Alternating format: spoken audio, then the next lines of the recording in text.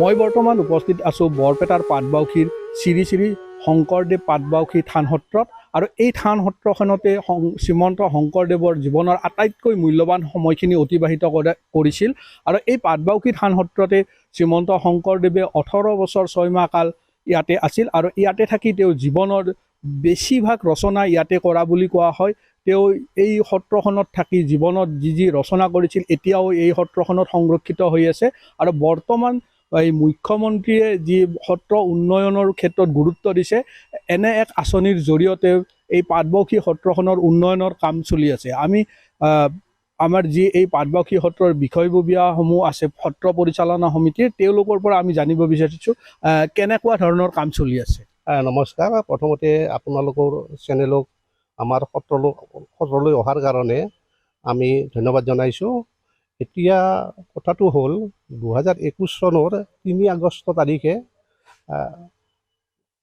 আমাৰ মাননীয় মুখ্যমন্ত্ৰীদেৱ ইয়ালৈ আহিছিলে সত্ৰ পৰিদৰ্শন কৰিবলৈ। আৰু তেওঁ ইয়ালৈ আহি ইয়াৰ পৰিৱেশ, ইয়াৰ সাংস্কৃতিক দিশ আৰু গুৰুজনাৰ আপুৰুগীয়া সম্পদসমূহ চাই অতিকৈ অভিভূত হৈ এই সত্ৰখনৰ উন্নয়ন আৰু সংবৰ্ধনৰ কাৰণে তেওঁ প্ৰতিশ্ৰুতি দিছিলে।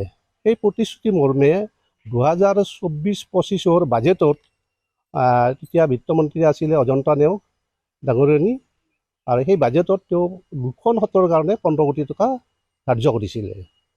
আৰু 2025 14 মাৰ্চ তাৰিখে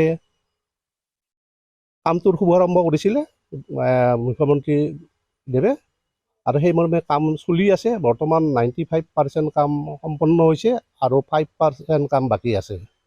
ইয়াত কামসমূহৰ ভিতৰত আমাৰ কীৰ্তনঘৰটোৰ ৰিন'ভেশ্যন, মঠৰ ৰিন'ভেশ্যন, আইগোকানীৰ ঘৰ ৰিন'ভেশ্যন, লগতে আমাৰ দৌল গৃহৰ ৰিন'ভেশ্যন, এইবিলাক কাম হৈছে। আৰু নতুনকৈ হোৱাৰ ভিতৰত আমাৰ গুৰুজনাৰ শিলাগৃহ এটা আছে, এই গৃহটো নতুনকৈ হৈছে। সভাগৃহ, মণিকূট এইবিলাক নতুনকৈ হৈছে।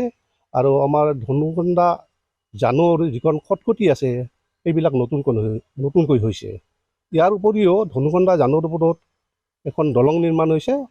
আৰু সেই দলংখন নিৰ্মাণৰ পৰ্যটকসকলৰ কাৰণে বৰ আকৰ্ষণৰ স্থল হৈ পৰিছে।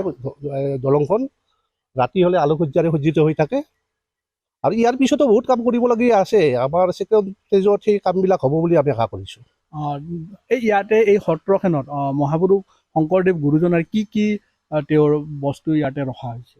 তেওঁৰ বিভিন্ন পুথিবাজি, তেওঁ নিজে ৰচনা কৰা বহুত পুথিবাজি আছে। যেনে আপোনাৰ গুণমলা পুথিখন ইয়াতে আছে, ভাগৱত, লগতে আপোনাৰ মানে বিভিন্ন নাটক তেওঁ ৰচনা কৰিছিলে, সেই নাটকসমূহ ইয়াতে আছে। আৰু তেওঁৰ নিজে ব্যৱহাৰ কৰা কিছুমান সামগ্ৰী ইয়াত আছে। মানে উদাহৰণস্বৰূপে তেওঁ যিখন টেবুলত বহি সাঁচৰ পুথিবিলাক ৰচনা কৰিছিল, সেই টেবুলখন ইয়াতে পোৱা যায়। তেওঁৰ দ্বিতীয় পত্নী কালিন্দী আই শোৱা বিচনাখনো ইয়াত আছে। আৰু গা ধোৱা শিল আৰু তেওঁৰ পদশিলা এইবিলাক এই সত্ৰত সংৰক্ষণ হৈ আছে। দ্বিতীয়বাৰৰ বাবে মুখ্যমন্ত্ৰী পদত অধিষ্ঠিত হৈছে ডক্টৰ হিমন্ত বিশ্ব শৰ্মা। তেওঁৰ পৰা আপোনালোকে আৰু কি আশা কৰে? আমিতো বহুত আশা কৰিছোঁ। দ্বিতীয় ষ্টেজত আমাৰ ধৰক ৰংগমঞ্চখন হ'বলৈ আছে, আমাৰ কাৰ্যালয় হ'বলৈ আছে, অতিথিশালা, লগতে আমাৰ সত্ৰাধিকাৰৰ বাসগৃহ আৰু নিশ্চয় আমাক দ্বিতীয় ষ্টেজত প্ৰকল্পটো তেওঁ ঘোষণা কৰিব বুলি আমি আশা কৰিছোঁ। দেখা গৈছে যে বিজেপি চৰকাৰ অহাৰ পৰা যি অসমৰ সত্ৰ সংস্কৃতি নামঘৰ আদি আছে তেওঁলোকে এইবোৰৰ যি গুৰুত্ব প্ৰদান কৰিছে আৰু ইয়াক যি আৰ্থিকভাৱে সহায় আগবঢ়াইছে তাৰ বাবে এই যি সত্ৰবাসী ৰাইজে উৎফুল্লিত হৈছে আৰু আশা কৰিছে যে এই দ্বিতীয় তেওঁৰ যি মুখ্যমন্ত্ৰীৰ কাৰ্যকাল এই কাৰ্যকালত আকৌ এই সত্ৰ সংস্কৃতিৰ ওপৰত তেওঁ অধিক গুৰুত্ব দিব।